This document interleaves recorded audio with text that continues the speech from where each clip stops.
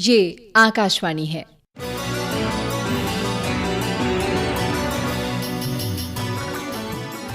बदलती फिजाएं प्रस्तुत है आकाशवाणी और विज्ञान प्रसार के संयुक्त प्रयास से तैयार जलवायु परिवर्तन और वैश्विक तापक्रम की समझ और प्रबंधन पर आधारित विज्ञान धारावाहिक बदलती फिजाएं की 22वीं कड़ी, वैश्विक तापमान और विस्थापन की समस्या। बदलती फिजा में खुद को बदलिए, असर देखने को घर से निकलिए, सुबह की फिजा में तपिश भी मिलेगी, तपिश की लहर में खुद ही संभलिए, बदलती फिजा में खुद को बदलिए, असर देखने को घर से निकलिए।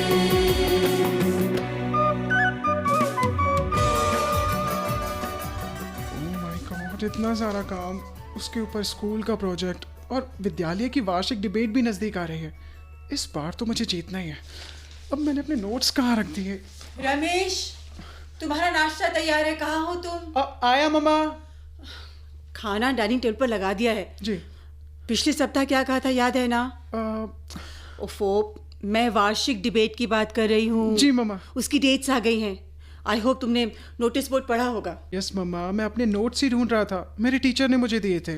रमेश, किन पेपर्स की बात कर रहे हो? मेरे से पूछ लेते। अरे मेरे डिबेट्स वाले नोट्स मम्मा।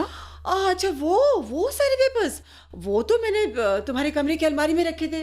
क्या मम्मा, मैंने आपसे कितनी बार कहा है कि मेरे पेपर्स को मत छुआ करो। रमेश, अब देखिए मैं कितनी देर से यहाँ ढूंढ रहा हूँ, कितना परेशान हो रखा हूँ मैं। प्लीज जहाँ पड़े रहते हैं वहीं रहने दिया कीजिए। ओके ओके ओके, तुमने पढ़ा होगा ना कि अपनी पुस्तक और कॉपियों को उचित स्थान पर रखना चाहिए। देखो, किसी भी प्रतियोगिता में विजय के लिए घरेलू अनुशासन का होना भी जरूरी होता है। इससे जीवन की समस्याएं भी कम हो जाती हैं। ओके ओके मम्मा, आप जीती मैं हारा, मेरी गलती है, मैं आगे से ध्यान रखूंगा। Please no more lesson.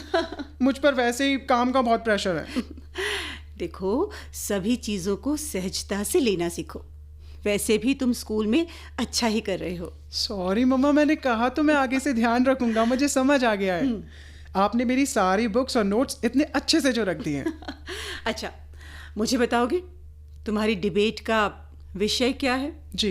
अवश्य कोई करंट टॉपिक होगा। जी मम्मा, मेरे लिए तो ये नया ही है, पर आपके लिए नहीं है। मतलब? अभी बताता हूँ, मैंने अपनी नोटबुक में लिखा था, मैं अभी लेकर आया। अच्छा ठीक है, खाने की मेज पर ही ले आओ। जी मम्मा।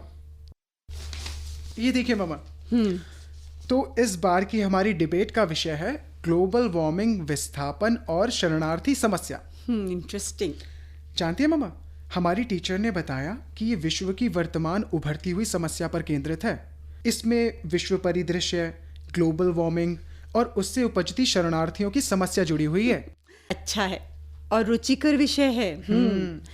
पता है, इसने राजनीतिकों की और वैज्ञानिकों की नींदें उड़ा रखी हैं। अच्छा मम्मा, नेता और वैज्ञानिकों की ही क्यों? रमेश, वैसे तो आम लोग ज्यादा प्रभावित होते हैं, परंतु मेरे कहने का मतलब है कि राजनेता नीतियां बनाते हैं और वैज्ञानिक इसका आधार बताते हैं, इसलिए। ओह मम्मा, मुझे लगता है मेरे स्कूल की बस आ गई है। हाँ। मुझे जल्दी जाना होगा, नहीं तो बस चली जाएगी। सुनो, तुम्हारा लंच बॉक्स तैयार है, ये लो, रख लो। और हाँ, ध्यान से खा लेना। हाँ जी मम्मा। मैं स्कूल देर से आऊंगी, मुझे शिक्षा निदेशालय की एक बैठक में जाना है। Okay okay okay okay, bye मम्मा। बाय, टेक केयर, ध्यान रखना।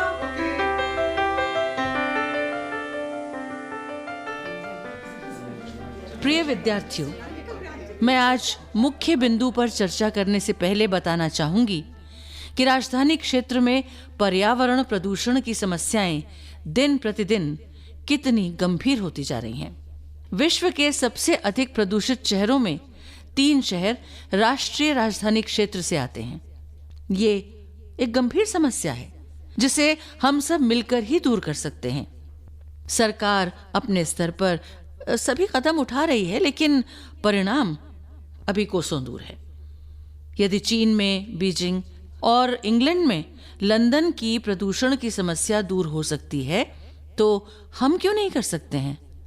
इसके लिए आवश्यकता है अच्छी नीतियों की और नागरिकों की सहभागिता की। अब मैं आज के मुद्दे पर आती हूं। हाँ, मैं बात कर रही हूं वार्षिक डिबेट की। इसमें लगभग 3 दर्जन विद्यालयों और कुछ महाविद्यालयों की टीमों ने भाग लिया है। हमारे विद्यालय के छात्र रमेश ने फाइनल में अपना स्थान बना लिया है, ये बताते हुए मुझे बहुत प्रसन्नता हो रही है। तो मैं उसी को इस प्रतियोगिता के बारे में विस्तार से बताने के लिए आमंत्रित करती हूँ। आओ रमेश। दोस्तों, आप सभी ने नोटिस बोर्ड पर देखा होगा कि इस प्रतियोगिता की फाइनल स्टेज का विषय ग्लोबल वार्मिंग रिफ्यूजीज है, यानी ग्लोबल वार्मिंग से बढ़ती शरणार्थी समस्या। इसमें मनुष्य ही नहीं, दूसरे जीव जंतु और पेड़ पौधों को भी शामिल कर सकते हैं। इस समस्या का असर कुछ क्षेत्रों में तो स्पष्ट दिखने लगा है। संयुक्त राष्ट्र की एक रिपोर्ट के अनुसार इसके गंभीर नतीजे हो सकते हैं। संसाधनों की कमी, भोजन और पानी की किल्लत आने वाले समय में आम समस्या बनकर उभर सकती है। मेरे लिए यह गर्व की बात है कि मैं अपने स्कूल का प्रतिनिधित्व करने जा रहा हूं। मैं और मेरे सभी दोस्त उस दिन की प्रतीक्षा कर रहे हैं जिस दिन इसका आयोजन होगा।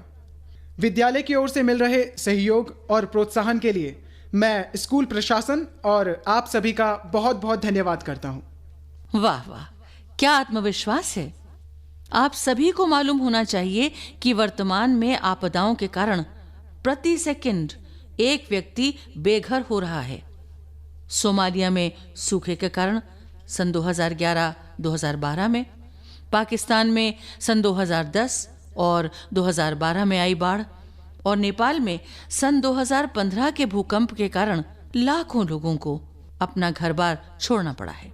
हालांकि ग्लोबल वार्मिंग की समस्या नई है, लेकिन आने वाले समय में ये और विकराल हो सकती है। इसके लिए हमें अभी से कदम उठाने पड़ेंगे। इसीलिए प्रतियोगिता का विषय हमने बहुत ध्यान से चुना है, और विषय जैसा आप सभी जानते हैं ग्लोबल वार्मिंग है। उम्मीद करते हैं कि हमारे सभी प्रतिभागी खूब तैयारी के साथ आएंगे। तो अग्रिम शुभकामनाएं सभी को।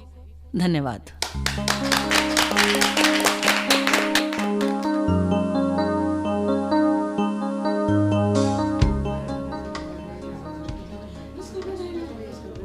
हेलो, नमस्कार। कृपया शांत हो जाएं। सभी प्रतिभागी आगे की पंक्ति पर आ जाएं। तो चलिए आज का कार्यक्रम शुरू करते हैं। हमारे मुख्य अतिथि प्रोफेसर जितेंद्र हमारे बीच पहुंच चुके हैं। हम आगे बढ़ी उससे पहले मैं प्राचार्य महोदया डॉक्टर कृष्णा से निवेदन करती हूं कि वो पुष्प गुच्छों से हमारे मुख्य अतिथि का सम्मान करें। धन्यवाद। आप सभी जानते हैं कि हम यहाँ क्यों आए हैं। वार्षिक डिबेट प्रतियोगिता हमारे विद्यालय की पहचान है। यह आयोजन कई चरणों में सभी आयु वर्ग के विद्यार्थियों के लिए किया जाता है। इस बार 3 दर्जन से ज्यादा स्कूल और कॉलेजों ने इसमें भाग लिया है। मैं प्रिंसिपल मैडम से निवेदन करती हूं कि वे आएं और प्रोत्साहन स्वरूप 2 शब्द कहें। नमस्कार, अभिनंदन दोस्तों। इस प्रकार के आयोजन से आप सभी को नई जानकारियां तो मिलती ही हैं, साथ में विश्व स्तर पर चल रहे प्रयासों से भी अवगत होने का मौका मिलता है। 14 मार्च 2019 को एक दैनिक समाचार पत्र में पढ़ा था कि किस प्रकार ग्लोबल वार्मिंग और प्रदूषण की समस्या से लाखों लोगों को अकाल मौत का सामना करना पड़ रहा है। विकराल समस्या है। ये और किसी की नहीं, संयुक्त राष्ट्र संघ की रिपोर्ट पर आधारित लेख था। इस रिपोर्ट को 70 से अधिक देशों के 250 से ज्यादा वैज्ञानिकों ने तैयार किया है।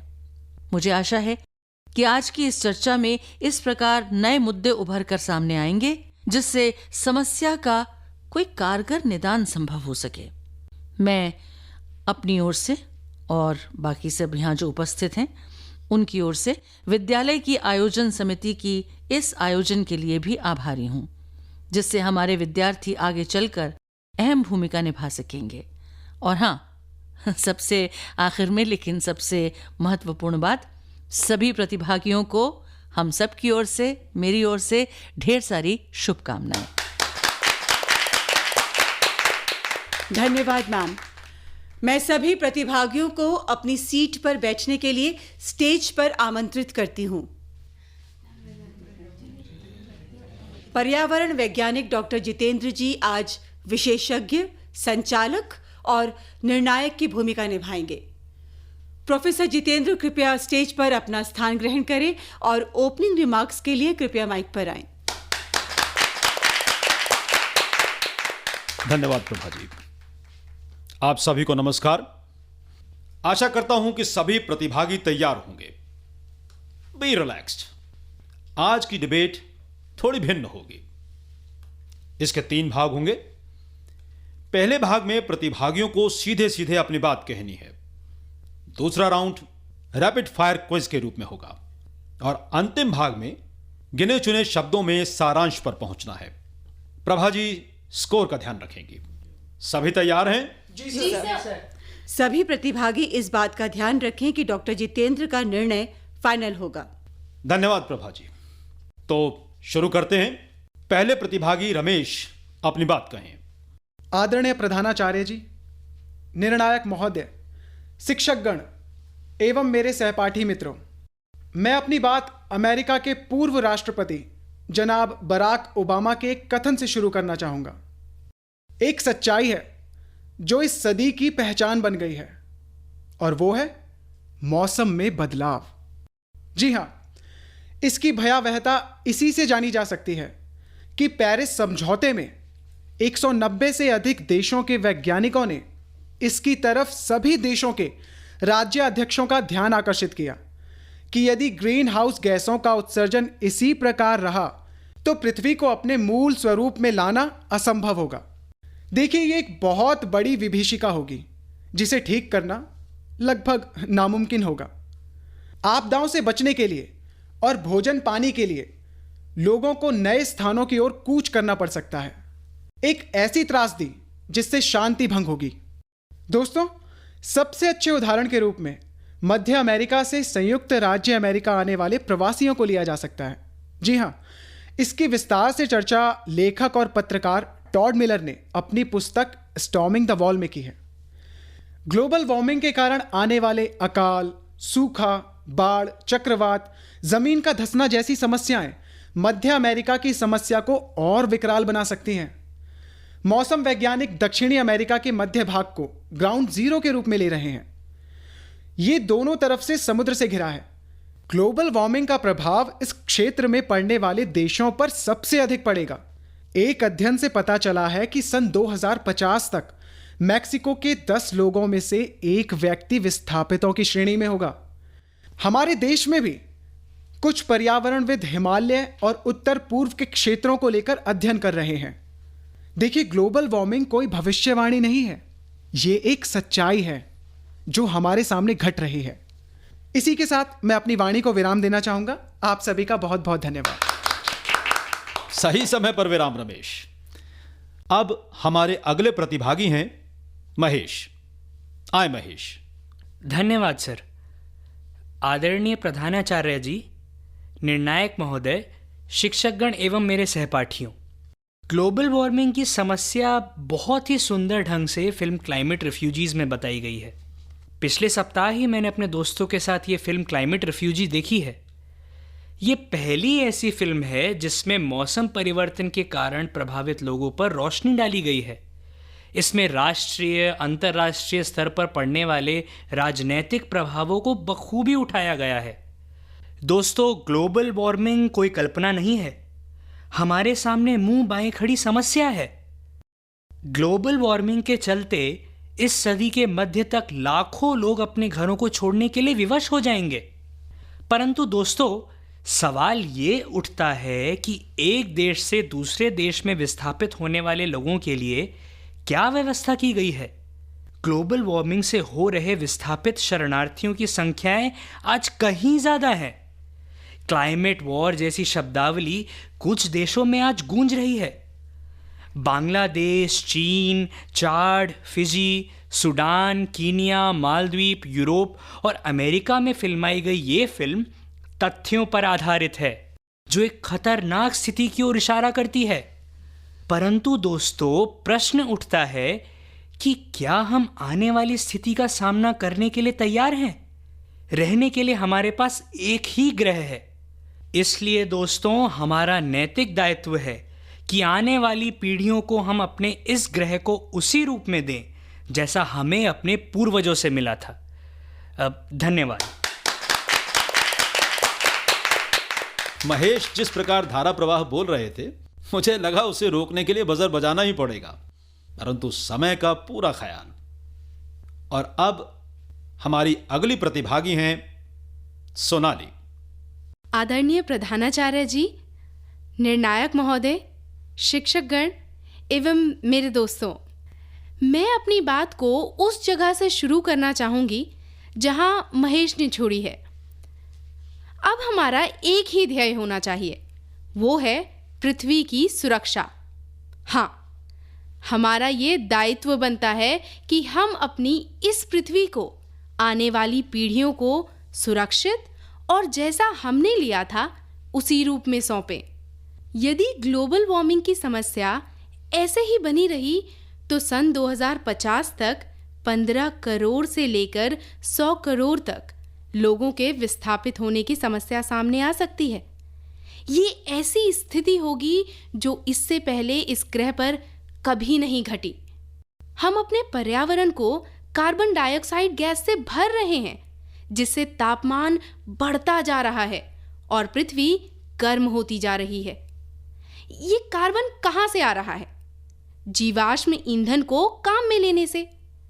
वैज्ञानिक इससे सहमत हैं कि मानव की गतिविधियां ही ग्लोबल वार्मिंग को बढ़ावा दे रही हैं। हम विस्थापित शरणार्थियों की बात तो करते हैं, परंतु कभी आपने जानने का प्रयास किया कि बांग्लादेश और मालदीव इस आपदा को झेलने वाले देशों में सबसे ऊपर आते हैं। एक अनुमान के अनुसार सन 2050 तक बांग्लादेश का 17% भूभाग जलमग्न हो जाएगा और 2 करोड़ आबादी विस्थापित शरणार्थियों की श्रेणी में शामिल हो जाएगी। दोस्तों, ये समस्या मनुष्यों की ही नहीं बल्कि दूसरे जीव जंतु, पेड़ पौधे भी इसी श्रेणी में जुड़ते चले जा रहे हैं। 3000 के आसपास जीव जंतु और वनस्पतियों की प्रजातियां अपने मूल स्थानों से विस्थापित हो चुकी हैं। वो नए स्थानों पर जाने के लिए स्वतंत्र हैं, परंतु मानव नहीं। इस परिवर्तन की सबसे बड़ी त्रासदी यही है कि जो देश सबसे अधिक पर्यावरण को हानि पहुंचा रहे हैं, वे दूर भाग रहे हैं। और तुम्हारा समय समाप्त हुआ। धन्यवाद सोनाली। धन्यवाद सर। सभी प्रतिभागियों ने बहुत अच्छी प्रस्तुतियां दी। अब समय है अगले राउंड का। किसी सटीक निर्णय पर पहुंचने के लिए रैपिड फायर सेक्शन शामिल किया गया है। मैडम प्रभा प्रश्न करेंगी। सभी प्रतिभागियों के सामने बजर है।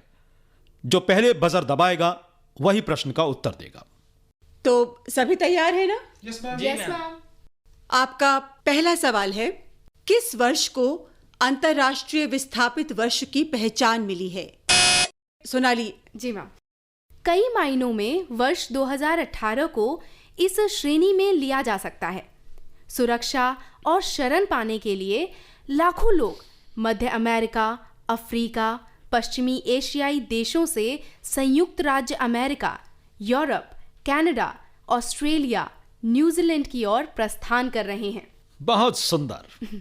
दूसरा प्रश्न, आप सब तैयार हैं? Yes ma'am. संयुक्त राष्ट्र संघ के एक अनुमान के अनुसार सन 2050 तक करोड़ों लोग घर छोड़ने के लिए विवश हो जाएंगे। तो आपका प्रश्न है, ये क्लाइमेट रिफ्यूजीज ज्यादातर किन क्षेत्रों से आ रहे हैं? सोनाली।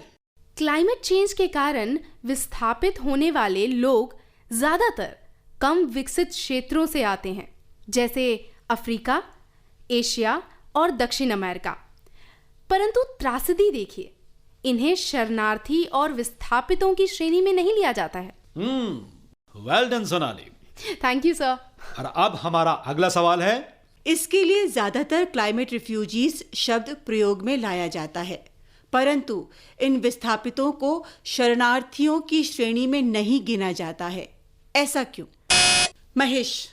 जी मैम, संयुक्त राष्ट्र ने अपनी एक बैठक में इसके बारे में कुछ निर्णय लिए हैं।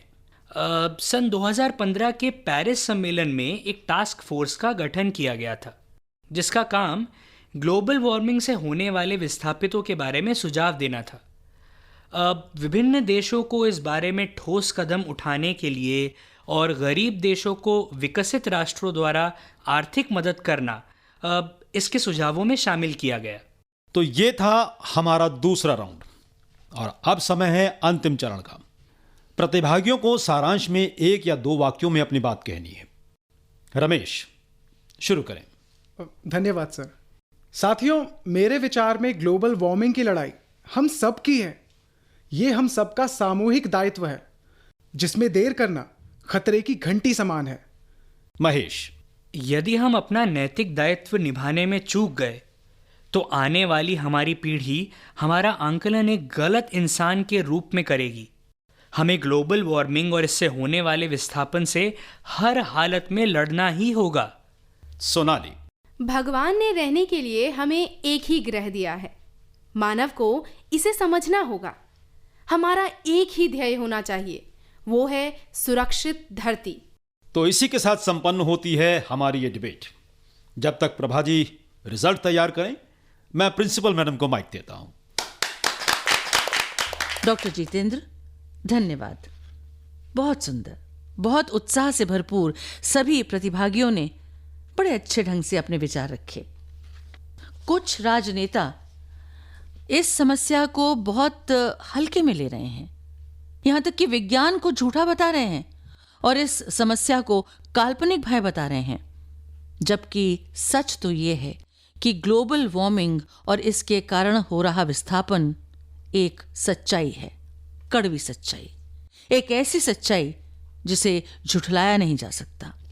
प्रोफेसर जितेंद्र, आपको, प्रतिभागियों को, सभी अध्यापकों और अभिभावकों को उनके सहयोग के लिए बहुत बहुत धन्यवाद। हाँ, ये परिणाम मेरे हाथ में आ गया है, तो देखा जाए।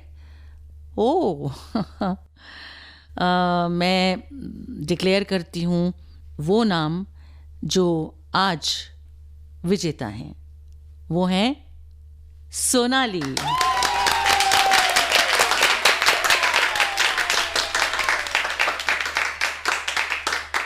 धन्यवाद डॉक्टर कृष्णा। अब मैं आप सभी को चाय, कॉफी और नाश्ते के लिए आमंत्रित करती हूँ।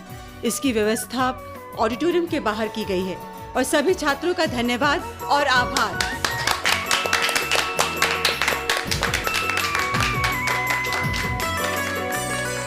तपती धरती, तपता अंबर, उबल रहा है सात समंदर।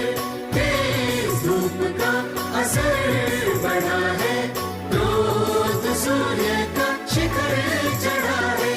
नदी भी तरसने लगी पानी के लिए, हिमखंड की तरह अब खुद तो पिघले।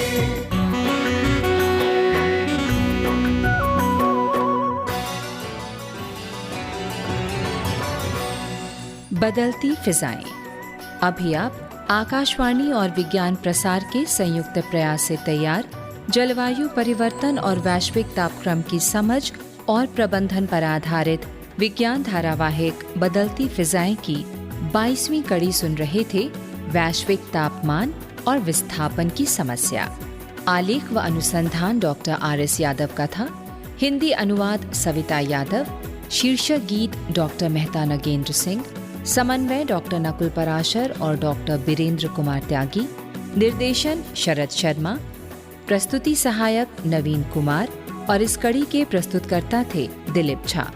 भाग लेने वाले कलाकार थे किशोर सहजानी, कुमकुम जैन, सुचित्रा गुप्ता, ऋषि उनियाल, प्रज्ञा झा और प्रांशु। साथियों, अभी जाइए नहीं, अब समय है आपसे किए जाने वाले प्रश्नों का। हम आपसे 2 प्रश्न पूछेंगे और सही उत्तर भेजने वाले श्रोताओं को लकी ड्रॉ द्वारा निकाले गए परिणामों के आधार पर विज्ञान प्रसार द्वारा आकर्षक पुरस्कार दिए जाएंगे। हमारा आज का पहला प्रश्न है, किस वर्ष को अंतर्राष्ट्रीय विस्थापित वर्ष की पहचान मिली? और दूसरा प्रश्न है, जलवायु परिवर्तन के कारण विस्थापितों को शरणार्थियों की श्रेणी में क्यों नहीं गिना जाता है? तो हमारा पता नोट करें। विज्ञान धारावाहिक बदलती फिजाएं द्वारा निदेशक विज्ञान प्रसार, A50 institutional area, sector 62, Noida 201309। आप अपने उत्तर हमें ईमेल द्वारा भी भेज सकते हैं। हमारा ईमेल पता है radio@vigyanprasar.gov.in। श्रोताओं, हमें इंतजार रहेगा आपके पत्रों का। जवाबों के साथ अपना पूरा नाम, पता, आयु, व्यवसाय जरूर लिखें। यदि विज्ञान क्लब से जुड़े हैं तो कुल सदस्यों की संख्या लिखना ना भूलें। हाँ, अगर आपके मन में कोई प्रश्न या जिज्ञासा हो तो वो भी जरूर लिख भेजिएगा। धारावाहिक बदलती फिजाएं की अगली कड़ी आप अगले सप्ताह इसी दिन और इसी समय सुन सकेंगे। नमस्कार।